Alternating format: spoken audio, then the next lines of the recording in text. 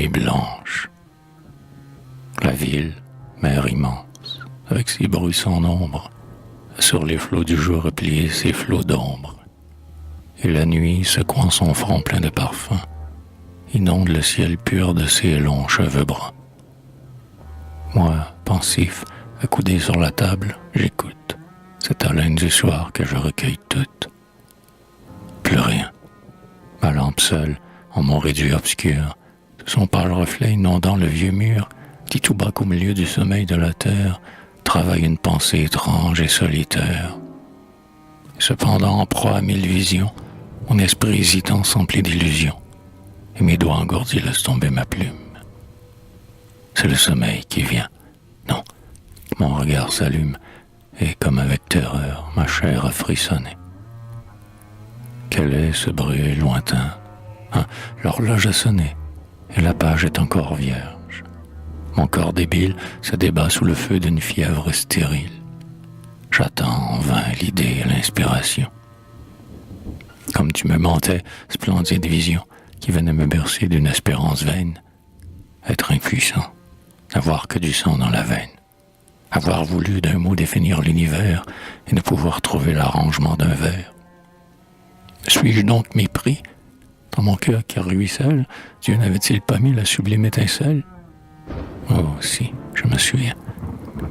En mes désirs sans frein, enfant, j'ai vu de près les colosses d'airain. Je cherchais dans la forme ardemment fécondée le moule harmonieux de toute large idée. J'allais aux géants grecs demander tour à tour quelle grâce polie ou quel rude contour fait vivre pour les yeux la synthèse éternelle.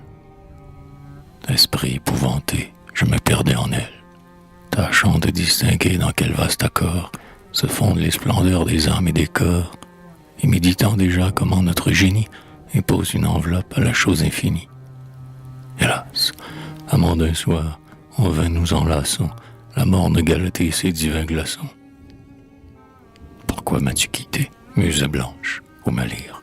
Quel ouragan t'a pris ton suave délire? Quelle foudre a brisé votre prisme éclatant, ô mes illusions de jeunesse? Pourtant, j'aime encore les longs bruits, le ciel bleu, le vieil arbre, les lointains discordants, et ma strophe de marbre, c'est encore rajeunir la grande antiquité. Ô muse que j'aimais, pourquoi m'as-tu quitté? Pourquoi ne plus venir sur ma table connue, avec tes bras nerveux, ta coudée, chose tes nues? Jetons les yeux sur nous, vieillards anticipés, cœurs souillés au berceau, par l'heure inoccupée.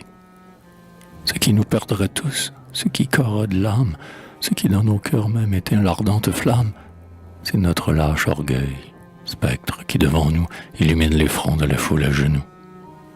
Le poison qui décline en un jour nos phalanges, c'est ce désir de gloire et de vaine louange qui fait bouillir le sang vers le cœur refoulé.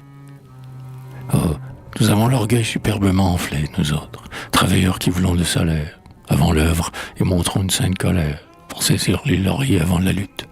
Enfants, qui, le cigare en main, nous rêvons triomphants, vierges encore du glaive et du champ de bataille.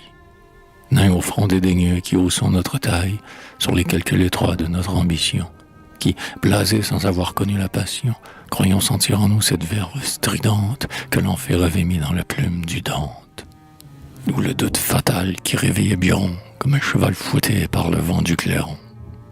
Devant nous ont passé quelques sombres génies, qui vous jetaient au vent, farouche harmonie, dont nous psalmodions une note au hasard. Tout fiers d'avoir produit un pastiche batteur, d'avoir éparpillé quelques syllabes fortes, fous, ivres et perdus, nous assiégeons les portes des panthéons bâtis pour la postérité. C'est un aveuglement risible en vérité, quand nous aurons longtemps sur les livres antiques interrogé le sens des choses prophétiques, lu sur les marbres saints des Gines et de Paros, le sort des dieux, joie mystérieux d'Eros. Dans le livre du monde, à la page où nous sommes, quand nous épellerons le noir secret des hommes, quand nous aurons usé sans relâche nos fronts sous l'étude, et non pas sous de justes affronts, ô lutteurs, nous pourrons de notre voix profonde dire au monde, c'est nous, et remuer le monde. Mais jusque-là, sans trêve, aux œils méchants, voilant avec amour les bouches de nos chants, étreignons la nature et mesurons sans crainte ce bas-relief géant dont nous prenons l'empreinte.